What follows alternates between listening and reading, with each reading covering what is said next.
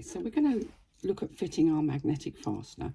So we have two pieces, the male and the female, and I'm not going to do a biology lesson. If you need to know more about males and females, please Google. Wikipedia will be your friend. And we have two of the washers that come with them. I also have two pieces of scrap faux leather that I use to stabilise the back of the hardware. Now I've made my marks on my panels, both lining panels, and they are 1 3/8 inch from the top edge centrally. Let me just double check that that's, yep, 1 3/8. 1 3/8 inches, and I've just made a little tiny dot mark there. And I'm just going to move my clip so that I can use my cutter. Now, how do we fit a magnetic snap? I'm going to use the washer as my template. So I'm going to add my washer over the top of that dot. So the little dot that I made, the mark I made, is in that central hole in the washer. And on either side, you can mark it with a pen if you prefer. I don't. I just generally go in with a craft knife. I'm just going to make a little cut in the little sort of long bits on either side of the washer. I'm going to do the same on one of my pieces of faux leather that I'm using as a stabilizer. So obviously there's no dot on there, but I can just do the lines. And I'm using a craft knife because I prefer to use a craft knife. I feel more in control of a craft knife. And it doesn't matter whether you use the male or the female part, as long as you use the opposite on the opposite side. I'm going to take the prongs on the back of the magnetic fastener, and I'm going to push them through those two little cuts that I've made. I'm going to turn my work over, and you can see it actually goes through the top of the facing as well. And then I'm going to place my piece of faux leather, and I'm going to place it so that the coloured side is on the inside, so that because it's quite light, I don't want any colour to show through. And I'm just going to place it over the top as well, which just gives me a little bit of stability. Then I'm going to, sorry, I'm just moving you out of the way. I'm just going to pop the washer on the top, and then I'm going to push the prongs on the back of that hardware out. Now, I always push them out. If you cross them over, you get quite a big lump on the back, and that will be against the outside of your bag, and it will rub, so you do need to be a bit careful. And then I'm going to use a piece of Bag Maker's Friend duct tape across the back to stop any sharp edges from rubbing on anything. Nobody's going to see that. And that is 1/2 of your magnetic fastener fitted. I'm going to do the same with the second half. So I'm going to lay the washer over the top of my mark that I've made. I'm going to use my craft knife to make the cuts. I'm going to do the same on a piece of faux leather that I'm going to use. You could use a bit of Decaville. I just use my scraps of faux leather for this sort of thing. I find it's enough. I don't use fray check. I know some people do. I've never felt it was necessary, and I've never had. Oh. I just dropped that, and I don't know where it's gone, and I can't see it, so I may not be able to complete this to camera because I may have to go and find another washer. But I'm going to do the same thing again. I'm going to push the prongs on the hardware through, turn that over, add the piece of faux leather with the lighter side towards the fabric. I'm going to add my washer. I'm just going to grab a washer because I can't see where that one went. So let's find another washer.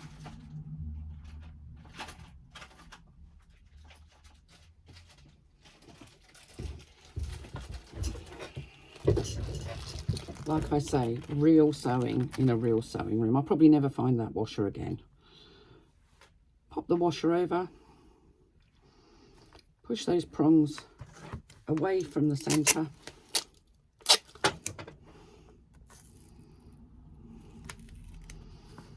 add a little bit of duct tape, and that's job done. And now we're going to make our lining in exactly the same way as we made our exterior. So I'm going to lay my 2 panels right sides together. You probably find that the magnets will just fall together like that, which they have, which is good because that's how we want them to be. One side.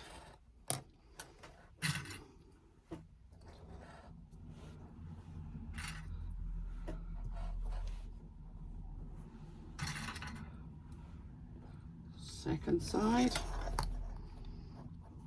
And the base. Now, you can, if you want to, leave a gap in the base and turn through the base. If you're going to use foam, I would suggest that that might be a better idea because you can leave a big gap in the base.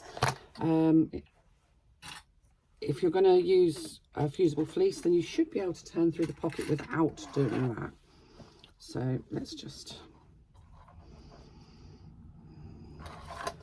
There we go. So I'm going to stitch down the sides and then along the bottom, or the sides and then the bottom, whatever order you like, using a 3/8 of an inch seam allowance.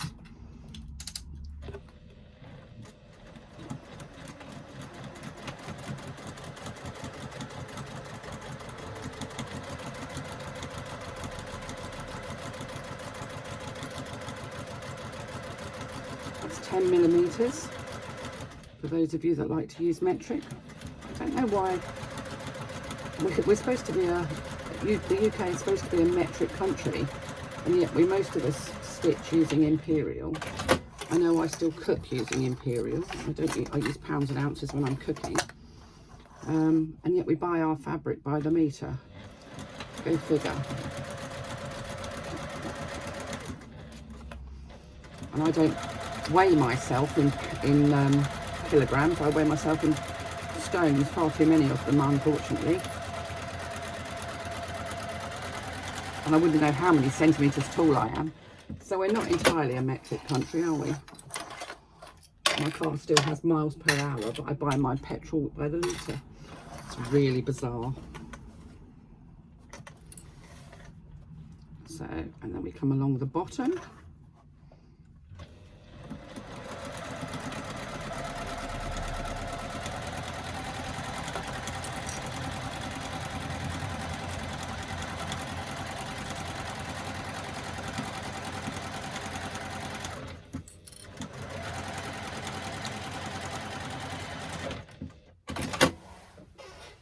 Get the tailor's ham out again.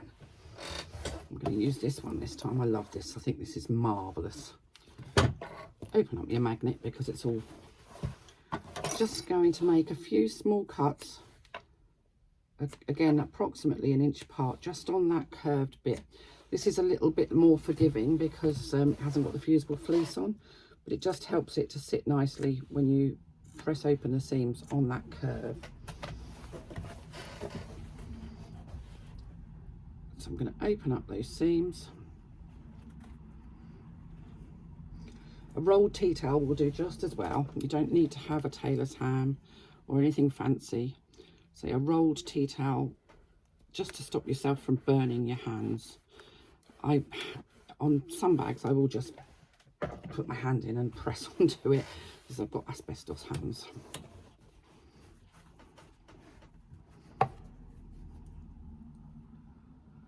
Pressing the seams open will make a huge difference to the way your bag looks from the inside. It helps the lining to sit properly. As I've said before on many occasions, I have a real bugbear about linings that don't fit, but a lining never looks as good if the seams are not pressed open. Little details makes such a difference. And you often see people saying, you know, when you say, what would you like to learn? I'd like to know how to give my bag a professional finish. And it's these little details that for me are the difference between what people would class as a homemade bag made on your kitchen table with your sewing machine and a handcrafted bespoke bag, which is more akin to your designer type bags. Although if you've ever taken apart an expensive shop bought bag, and I have done, you will realise that they don't actually tend to be that particular about the way they construct them. Sometimes inside you've got bits of all sorts of random stuff in there. It's just awful. They're not made well at all.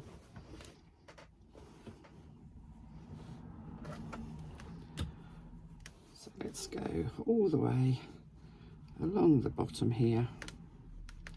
Open up that seam. Let's get my ham all the way to the other side.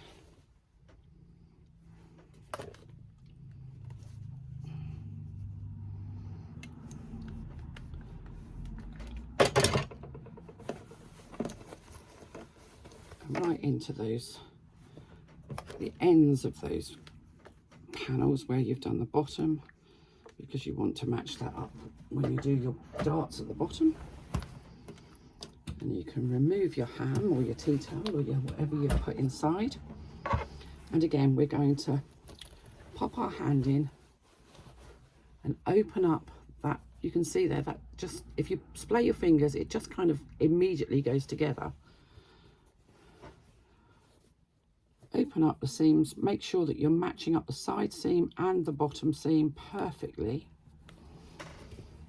You can clip if you want to, I'm not going to. And you're stitching across the bottom, across those darts, using a 3/8 of an inch seam allowance, ensuring that your seam allowances stay open as you stitch.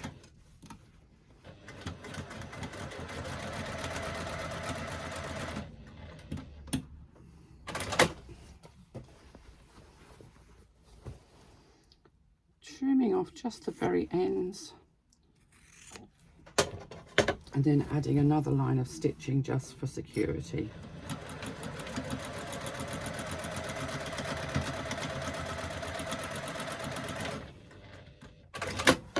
The same on the other side. Again, fingers in, hands in, splay it open, matching up the seams.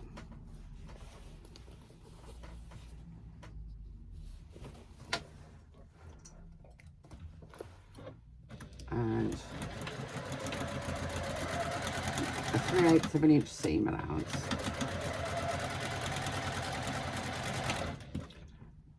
It's exactly the same process as you did to make the exterior of the bag, so it shouldn't seem alien to you now. It should seem quite familiar. Trimming off those corners.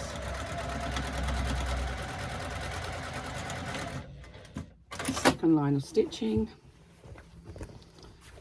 Then you can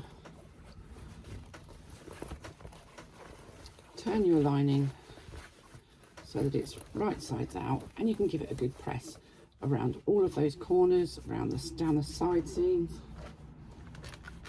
Ouch, that's warm. It's not quite so thick because it doesn't have the fusible fleece, so perhaps not my finest movement to try and press that one with my hand inside.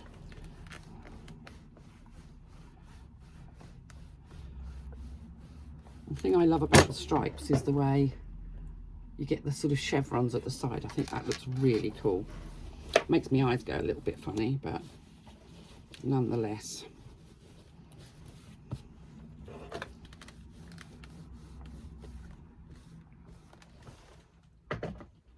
And that's your lining done. And we're pretty much there now. So shall we carry on? Let's carry on. Let's do it. What we're going to do is we're going to turn our bag, the exterior of our bag, wrong sides out. So it's inside out.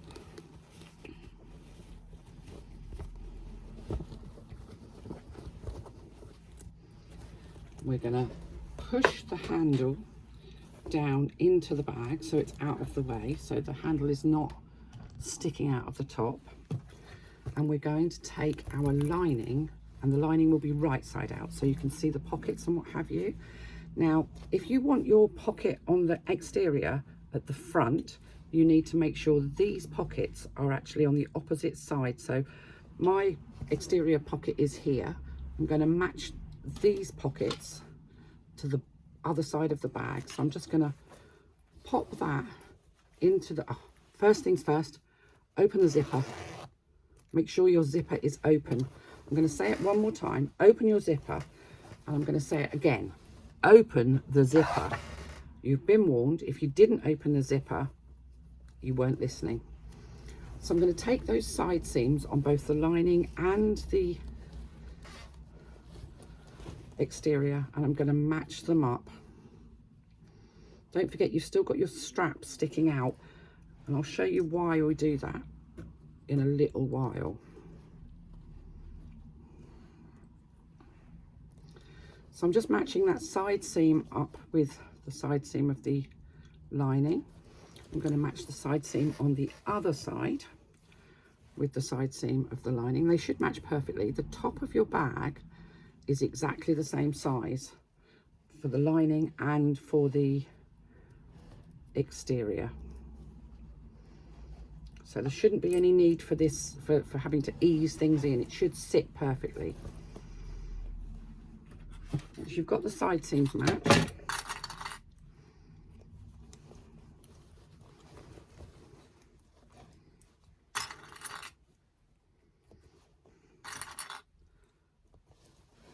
add as many or as few clips as you want, but match all of the way around.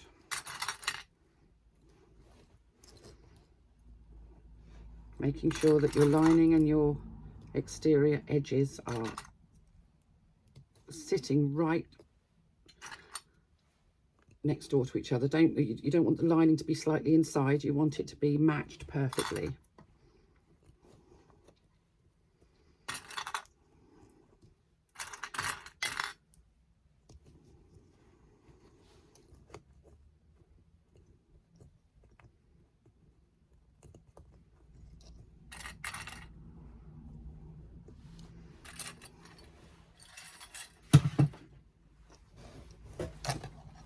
There we go, that's all matched up. Now, because I have a flatbed machine, I can't do this round the free arm, because I don't have a free arm. So I basically have to kind of stitch inside. So I pull the top part of the bag away and I'll stitch round on the inside.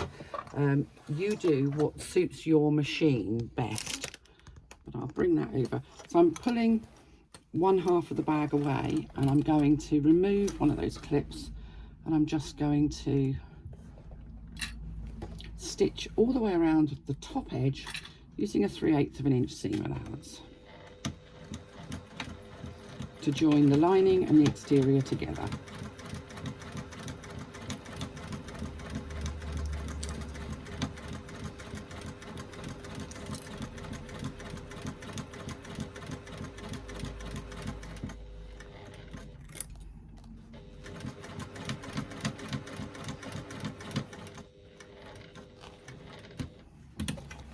When you get to the side, don't forget you can manipulate your bag. It's just fabric. You are in charge. Remember, you're going to be going through your strap, and that may be a little bit thicker. Now, for me, my machine will go through this quite easily. If you find your machine won't, you might need to slow down or hand crank it, or perhaps even use a hump jumper. It depends on how thick a fabric you've used. This is being made in quilting weight cotton, which is what I've suggested that everybody should be able to sew this using. And I could do this on just about any machine because it's not thick.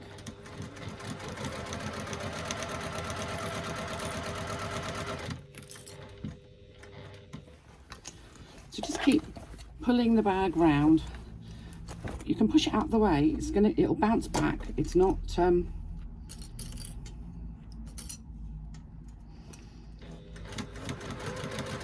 it doesn't have feelings. It's not going to cry if you push it and give it a bit of a squish.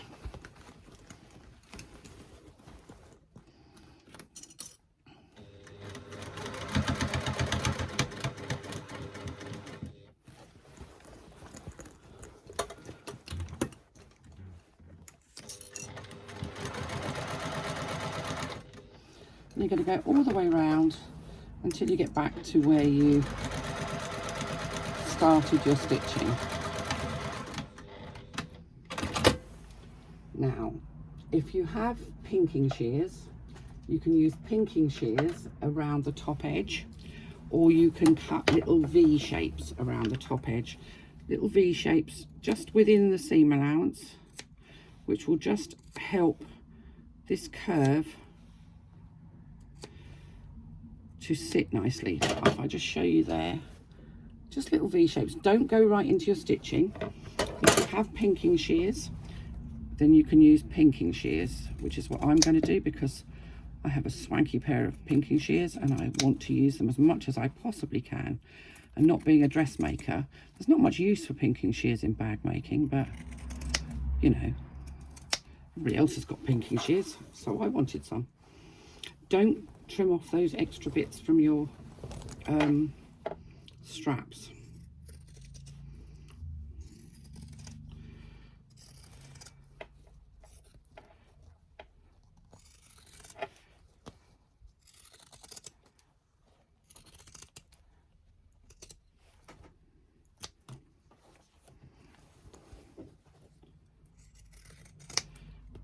So you don't actually have to have pinking shears. You can just make the little triangular notches. It just helps for this curve to sit nicely when the bag's turned. So now you have a fabulous bag, but it's inside out. So we're going to go inside, and we left the bottom of our lining pocket open, and we opened our zip before we joined everything together. So I'm going to pop my hand in there. My hand is now at the bottom of my bag, so I can use my other hand to grab hold of the corner, the bottom corner, and I can slowly ease my bag. This is why they call it birthing. If you've ever had children, you'll understand the process. You'll probably be screaming by now and waiting for coffee and cake after the event. But you can pull the lining out of the exterior. I've got thread all over the exterior. So now you have the exterior and the lining. So what we're going to do is we're going to push the lining back into your bag. Don't worry about that pocket being open at the bottom. We're not worrying about that just now.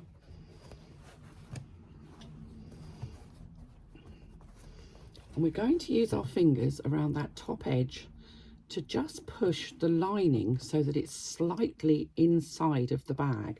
So actually on the top of that roll is the exterior fabric and not the lining fabric. You don't want the lining fabric showing on the outside. So we're just going to roll it between thumb and forefinger so that the lining fabric sits slightly inside.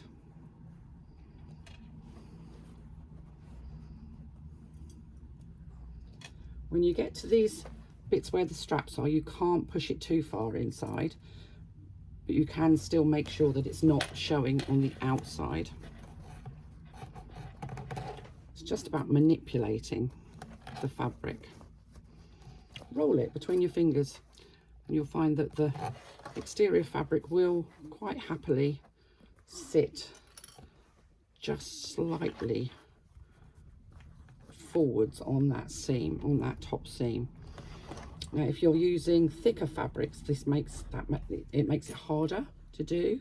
So that's why I say that, you know, to suggest what fabrics you use.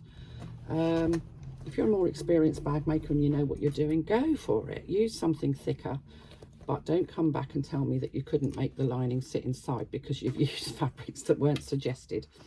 So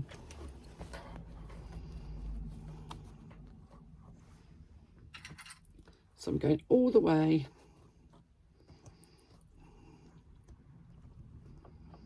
around the outside, rolling so that that lining fabric is sitting inside of the bag. You shouldn't, let me just, when you look at it straight on, you should, obviously you can see the back, but you shouldn't see any of the lining from the outside. You shouldn't have a line of light coloured lining, and I am using a light coloured lining, so it would show. So now I'm going to top stitch around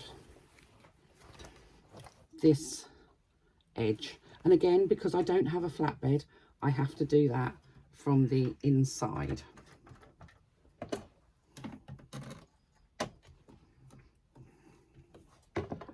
So I'm leaving long threads at the beginning and the end because I'm going to bury my threads again. I don't want a big lump of area where I've got back stitching.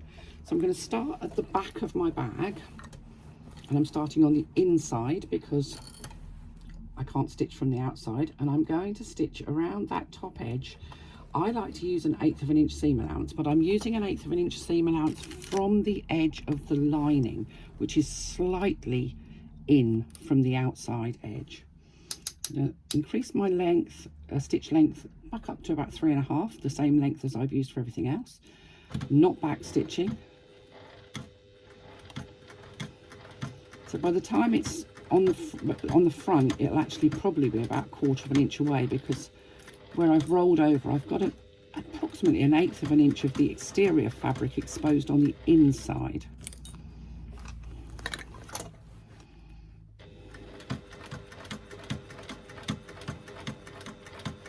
Before you do this, do check that you've got enough thread on your bobbin. Now you will notice now that we're going back over that strap, which means that we're giving it a second line of security. That's why we leave that little bit extra. If you really wanted to, and you're really not sure that your strap is going to be secure, you could put a couple of rivets through after you've finished. I prefer not to. I wanted this bag to be light on hardware so that it's economical for anybody to make. It's also really quick to make, so a great one if you're a make to sell person.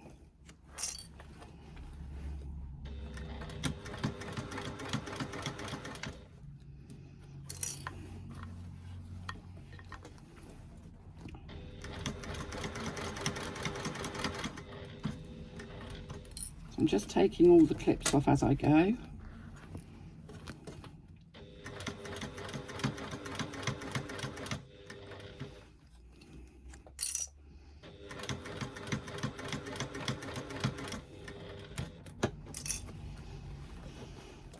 Now, if you prefer to top stitch from the outside, and I know some people do, then just turn your bag inside out. If you've got a flatbed, then you can turn the bag inside out and top stitch from the outside. My machine stitches, the stitches are just as good from the back as they are from the front, so I'm not bothered by stitching from the inside, because the stitches that are shown on the outside, which are the bobbin stitches, are actually just as good as the ones on the inside. I think I'm rambling now.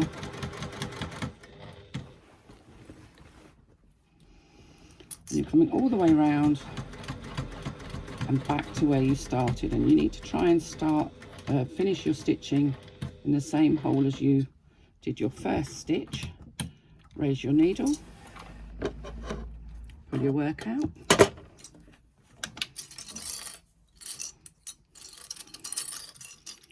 pop your clips away, otherwise they'll end up on the floor and they don't half make a lot of crunchy noises. It's worse standing on those than it is standing on Lego.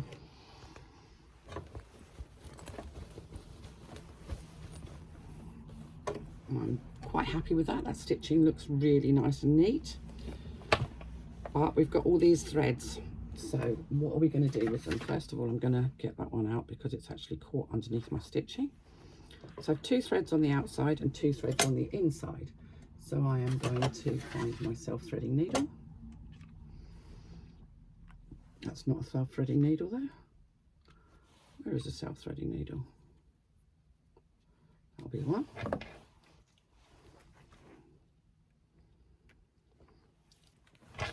I've got got my 2 threads from the outside and I'm taking them through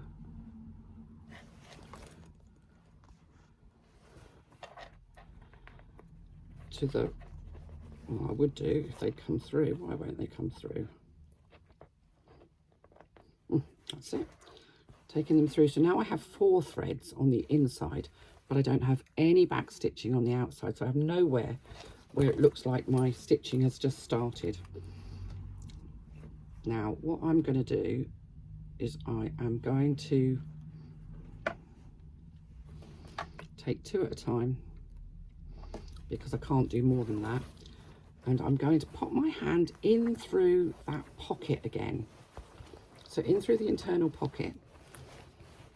So I've now got my fingers up behind where those stitches are, and I'm going to push those stitches through.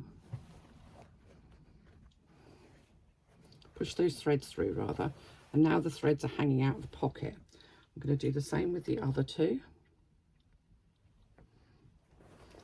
Fingers back into the pocket, threads going in through the lining but not through the outside, just in through the lining.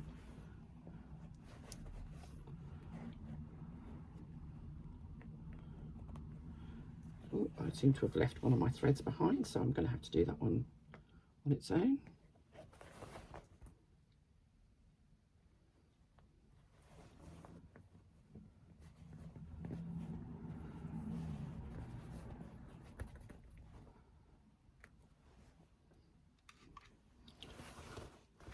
So now I can come inside and I have 4 threads inside, and they're inside the lining. So I can separate them into pairs and tie them off.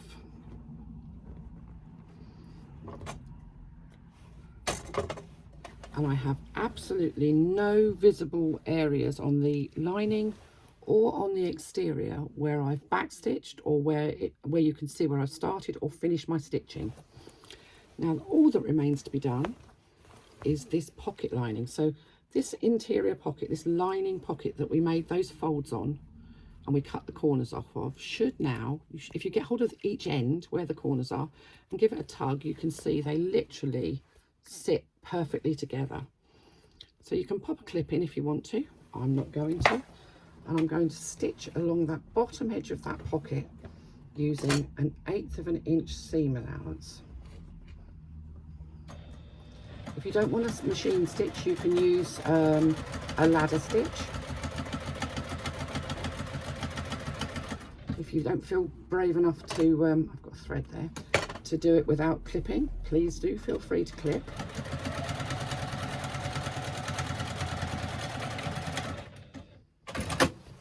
There we go. I'm just going to get rid of my threads. So I'm going to push that pocket lining back into my zipper pocket, push out the corners with my fingers, do up my zipper pocket, use my magnetic fastener to close my bag,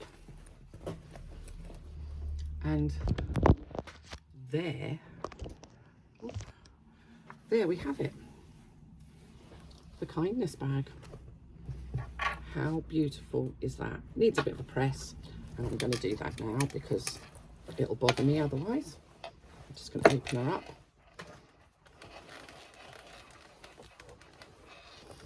But then it's just been literally scrunched through a pocket, so it's got every right to look a little bit crumpled. But if you give it a good press, be careful not to touch your iron on your faux leather overlay. You will not thank me if you do. Because it won't do well.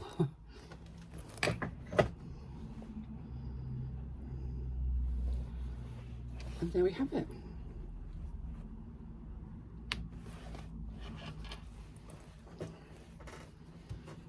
One bag completed. How beautiful is that?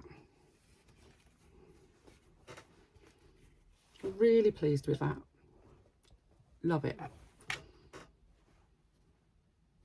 It's big. You can hold loads in there. What do you think?